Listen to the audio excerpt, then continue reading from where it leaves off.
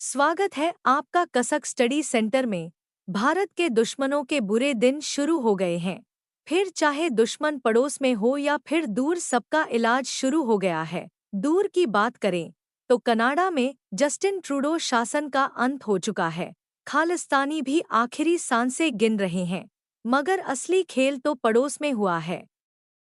भारत ने एक ही समय पर 3 पड़ोसी देशों में तहलका मचा दिया है। बांग्लादेश, चीन और पाकिस्तान पर एक साथ भारत की कूटनीतिक मिसाइलें आकर गिरी हैं। भारत 48 घंटे में पाकिस्तान, बांग्लादेश और चीन के सबसे बड़े दुश्मनों के साथ खड़ा हो गया और बड़ा खेल कर दिया। हैसियत से ज्यादा अकड़ दिखा रहे बांग्लादेश का इलाज भी अब शुरू हो गया है। भारत ने बांग्लादेश पर बड़ा ऐलान कर दिया है। एक तरफ बांग्लादेश ने शेख हसीना का पासपोर्ट रद्द कर दिया तो दूसरी तरफ भारत ने शेख हसीना का वीज़ा बढ़ा दिया। बांग्लादेश के आव्रजन विभाग ने हसीना सहित 97 पासपोर्ट रद्द करने की घोषणा की। यूनुस के प्रवक्ता अबुल कलाम आज़ाद मजूमदार ने कहा कि यह 2024 के विरोध प्रदर्शनों के दौरान जबरन गायब करने और हत्याओं के आरोपों से जुड़ा है। भारत ने बांग्लादेश की अपत्य प्रधानमंत्री शेख हसीना का वीज़ा बढ़ा दिया है, जो पिछले साल अगस्त से देश में रह रही हैं। आने वाले दिनों में अंदेशा लगाया जा रहा है कि मोहम्मद यूनुस बांग्लादेश से भाग सकते हैं। खालिदा जिया भी बीमारी का बहाना बनाकर पहले ही देश छोड़ चुकी हैं। शेख हसीना के वीज़ा पर बड़ा फैसला लेने के बाद भारत सरकार ने पाकिस्तान को भी बड़ा झटका दिया है। भारत ने पहली बार दुबई जाकर तालिबान पर ऐसा ऐलान किया है, जिसे सुनकर पाकिस्तान को सदमा लग गया है। भारत ने कहा कि वह अफगानिस्तान में विकास परियोजनाओं में शामिल होने पर विचार करेगा और स्वास्थ्य क्षेत्र में देश को सहायता प्रदान करेगा। विदेश सचिव विक्रम मिस्री की दुबई में अफगानिस्तान के कार्यवाहक विदेश मंत्री मावलवी आमिर खान मुत्तकी के साथ बातचीत के बाद भारत का यह बयान आया है। यह विदेश सचिव और तालिबान के किसी वरिष्ठ मंत्री के बीच पहली सार्वजनिक बातचीत थी और इसमें अफगान पक्ष ने भारत की सुरक्षा चिंताओं के प्रति अपनी संवेदनशीलता को रेखांकित किया। इस बैठक में ऐलान किया गया कि पाकिस्तान ने जिन लाखों अफगानी नागरिकों को अपने देश से निकाल दिया था, उनको अफगानिस्तान दोबारा बसाने के लिए भारत मदद करेगा। चीन पर भी भारत ने बड़ा स्ट्राइक किया। तिब्बत में भयंकर भूकंप की खबरों से तो आप सभी वाकिफ होंगे। 126 लोगों की मौत के बाद विदेश मंत्रालय के प्रवक्ता रणधीर जायसवाल ने सोशल मीडिया मंच एक्स पर कहा कि सरकार और भारत के लोग तिब्बत स्वायत्त क्षेत्र में आए विनाशकारी भूकंप के कारण हुई जानमाल की दुखद क्षति पर संवेदना व्यक्त करते हैं। हमारी संवेदनाएं और प्रार्थनाएं पीड़ितों और उनके परिवारों के साथ हैं। आपको बता दें कि भारत जब भी तिब्बत को स्वायत्त क्षेत्र बोलता है तो चीन के सीने पर सांप लौटने लग जाते हैं, लेकिन भारत ने साफ कर दिया है कि वो तिब्बत को अलग इलाका ही मानता है। अब चलते हैं दूसरे खबर की तरफ। अमेरिका के पास कुल कितने लड़ाकू विमान? यूं ही नहीं, रूस और चीन को धमका रहे हैं Trump. Global fire power index ने 2025 की सूची में अमेरिकी वायुसेना को दुनिया में सबसे शक्तिशाली बताया है।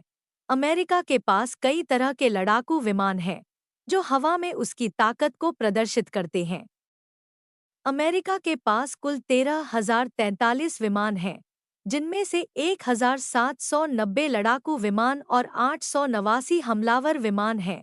ऐसे में अमेरिकी लड़ाकू विमानों के बारे में सब कुछ जानें। F-15 eagle. अमेरिकी वायु सेना के पास 145 मैकडॉनेल डगलस F-15 ईगल लड़ाकू विमान हैं। F-15 ईगल ट्विन इंजन, सभी मौसम में काम करने वाला लड़ाकू विमान है। इसे मैकडॉनेल डगलस ने डिज़ाइन किया है। यह लड़ाकू विमान अमेरिकी वायु सेना के अलावा जापान, सऊदी अरब और इजरायली वायु सेना में भी शामिल है। F-15 ई स्ट्राइक ईगल। अमेरिकी वायु सेना के पास 218 F-15 ई स्ट्राइक ईगल लड़ाकू विमान है। मैकडॉनेल डगलस F-15 ई स्ट्राइक ईगल एक अमेरिकी ऑलवेदर मल्टीरोल स्ट्राइक फाइटर है, जो मैकडॉनेल डगलस F-15 ईगल का अपग्रेडेड वर्जन है। F-15 ई को 1980 के दशक में एस्कॉर्ट या इलेक्ट्रॉनिक वारफेयर एयरक्राफ्ट पर निर्भर किए बिना लंबी दूरी, उच्च गति वाले अवरोधन के लिए डिजाइन किया गया था। F-16 fighting falcon. अमेरिकी वायु सेना के पास 726 F-16 फाइटिंग फाल्कन लड़ाकू विमान हैं। General dynamics F-16 fighting falcon एक अमेरिकी सिंगल इंजन सुपरसोनिक मल्टीरोल लड़ाकू विमान है। इसे मूल रूप से जनरल डायनेमिक्स ने यूनाइटेड स्टेट्स एयरफोर्स (USAF) के लिए विकसित किया था। इसे एक एयर सुपीरियॉरिटी लड़ाकू विमान के रूप में डिजाइन किया गया और बाद में यह एक ऑलवेदर मल्टीरोल विमान के रूप में विकसित हुआ। F-22 Raptor. अमेरिकी वायु सेना के पास 185 F-22 रैप्टर लड़ाकू विमान है। Lockheed Martin Boeing F-22 Raptor एक अमेरिकी ट्विन इंजन, सभी मौसमों में काम करने वाला सुपरसोनिक स्टील्थ लड़ाकू विमान है। इस विमान को एक एयर सुपीरियॉरिटी लड़ाकू विमान के रूप में डिजाइन किया गया था, लेकिन इसमें जमीनी हमला, इलेक्ट्रॉनिक युद्ध और सिग्नल इंटेलिजेंस क्षमताएं भी शामिल हैं। F-35 lightning II। अमेरिकी वायु सेना में 408 F-35 लाइटनिंग II लड़ाकू विमान शामिल हैं। Lockheed Martin F-35 lightning II single seat, single engine, supersonic stealth strike fighter jet है। यह एक मल्टीरोल लड़ाकू विमान है जिसे हवाई श्रेष्ठता और स्ट्राइक मिशन दोनों के लिए डिजाइन किया गया है। इसमें इलेक्ट्रॉनिक युद्ध और खुफिया, निगरानी और टोही क्षमताएं भी हैं। A-10 Thunderbolt II। अमेरिकी वायु सेना में 261 A-10 थंडरबोल्ट II लड़ाकू विमान शामिल हैं।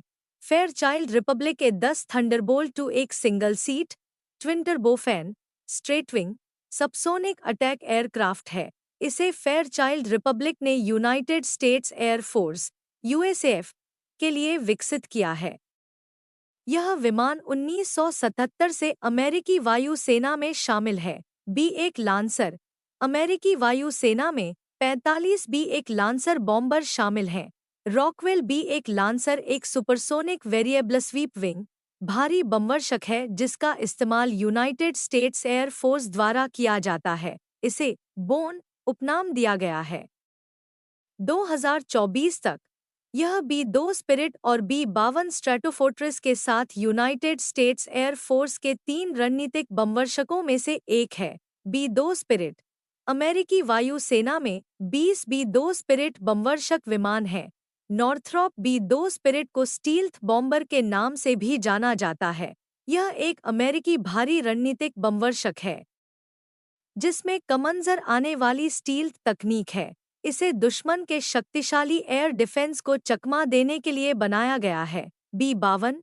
बोइंग B-52 स्ट्रैटोफोर्ट्रेस एक अमेरिकी लंबी दूरी का सबसोनिक जेट संचालित रणनीतिक बमवर्षक है। B-52 को बोइंग द्वारा डिजाइन और निर्मित किया गया था, जिसने समर्थन और उन्नयन प्रदान करना जारी रखा है।